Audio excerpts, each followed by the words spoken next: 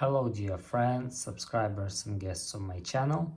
In this video I want to show and tell you how to check Instagram link history. Please put your like, subscribe to my channel, share this video with your friends, and let's get started. So first we need to go to Instagram. After that we need to go to our account and click on three lines here. And after that, click your activity button. Click here, scroll down, and click account history.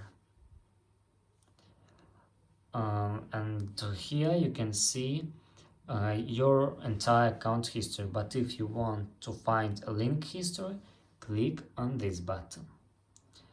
And that's all.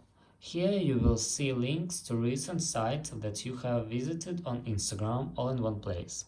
That makes it easier to pick up where you left off. And that's all. If you enjoyed this video and found it helpful, please put your like, subscribe to my channel and share this video with your friends. Bye bye everyone, see you later.